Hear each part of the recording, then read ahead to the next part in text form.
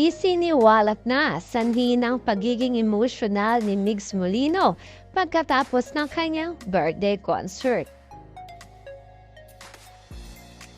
Over the moon nga ngayon ang ating kabunsoan na si Bunso Migs Molino.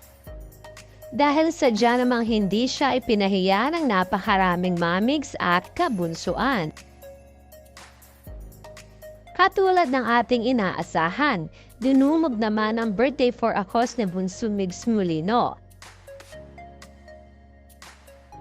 Inilan din ito ng suporta ng mga kaibigan ni Migs katulad na lamang ina Bubsy, Ethel Buba, Kiana Reeves, Ate Gay at marami pang iba. Siyempre hindi mama nagpahuli ang mga ito dahil sila ang naging katuwang ni Bunso na nagpapasaya sa napakaraming kabunsuan.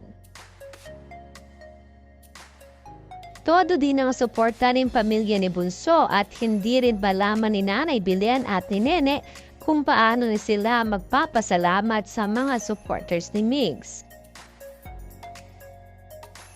Naghatid din ng kasiyahan si Migs dahil sa special number na ipinakita nito. Siyempre, madami naman ang kinilig kay Migs Molino.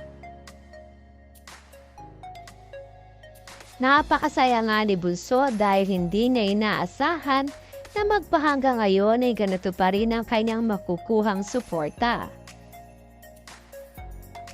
Samantalang nakarating naman sa amin na balita na pagkatapos ng matagumpay na birthday celebration ni Migs ay bigla namang naging emotional ang binata. Dahil na din sa mga solid kabunsuan na walang sawa sa pagpapakita at pagmamahal kay Migs Molino. Subalit emotional naman si Bunso dahil sa backstage at paulit-ulit niyang sinasabi ang pangalan ni Cutie Mahal. Sinasabi sa lahat na kung wala si Mahal ay wala din siya. Ito naman ang dahilan kaya napaiyak ang napakaraming kabunsuan.